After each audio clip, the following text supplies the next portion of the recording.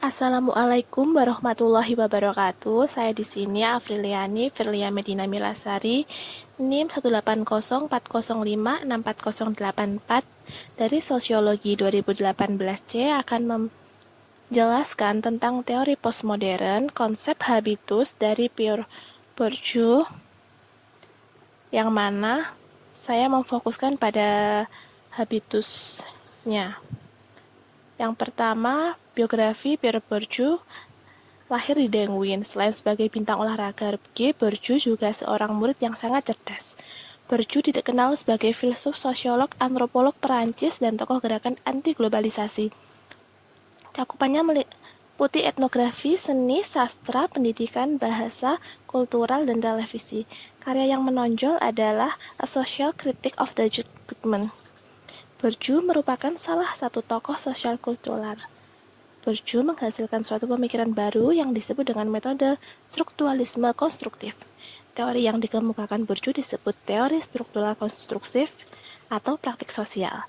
Konsep penting yang ada dalam teori Bourdieu ini yaitu habitus, ranah, kekerasan simbolik, modal, dan strategi. Kemudian, struktur teori pada arena itu memiliki relasi-relasi sosial yang tidak direproduksi dalam kevakuman, melainkan dari hasil relasi-relasi kekuasaan. Area merupakan relasi-relasi sosial yang merujuk pada area-area di mana kehidupan sosial ini berlangsung sebagai tempat strategis untuk memperebutkan sumber-sumber daya. Praktik teori tindakan merupakan hasil dari suatu relasi antara habitus, kapital, dan fayok. Habitus merepresentasikan serangkaian kecenderungan yang mendorong pelaku atau aktor untuk bereaksi dan beraksi dengan cara tertentu mereka masing-masing yang mereka miliki. Kemudian,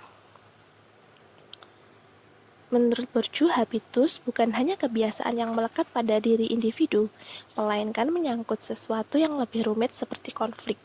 Menurut Gerliser, habitus adalah struktur mental atau kognitif yang digunakan para aktor untuk menghadapi kehidupan sosial. Menurut Randall Johnson, habitus merupakan hasil panjang pendoktrinan individu dari masa kanak-kanak. Habitus diperoleh dari seberapa lama posisi kehidupan sosial yang diduduki.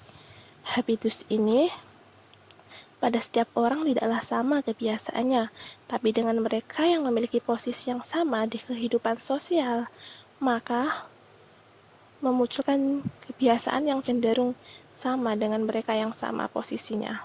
Kemudian, menurut Bourdieu, habitus merupakan suatu sistem yang melalui adanya percampuran struktur sebenarnya dan sejarah individu, yang berlangsung lama juga berubah-ubah dan memiliki fungsi untuk mempraktikkan sesuatu hal. Habitus merupakan hasil dari produk sejarah yang terbentuk dengan sendirinya setelah manusia itu lahir dan melakukan interaksi dengan masyarakat lainnya dalam ruang dan waktu tertentu. Kemudian, individu di sini bukanlah agen yang bisa bebas sepenuhnya untuk melakukan sesuatu yang mereka senangi, bukan juga produk pasif dari suatu struktur sosial. Habitus di sini erat kaitannya dengan medan, arena, atau ranah, karena di dalamnya individu ini dapat bersaing untuk mendapatkan berbagai sumber daya yang ada. Kemudian, pendekatan teoritis yang dilakukan oleh Bourdieu ini menggambarkan bahwa apa yang dikatakan dan dilakukan seseorang dalam kehidupannya merupakan sesuatu yang lain dari keinginan individu, tetapi mereka sadar akan hal itu. Individu yang ada di dalam masyarakat dipengaruhi oleh struktur atau kolektif sosial bersama untuk melakukan kehidupan sosial. Kemudian, habitus yang ada di dalam masyarakat ini dapat bertahan cukup lama dan dapat pula berubah-ubah tergantung dari kehidupan sosial yang ada di dalam masyarakat itu sendiri. Kesimpulannya di sini, habitus merupakan sistem yang memiliki kemampuan untuk mempengaruhi kehidupan sosial individu dengan yang lainnya dan dapat juga berlangsung lama maupun berubah-ubah.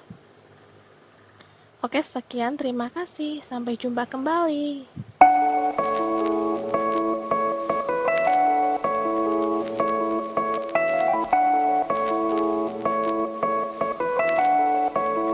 One, two.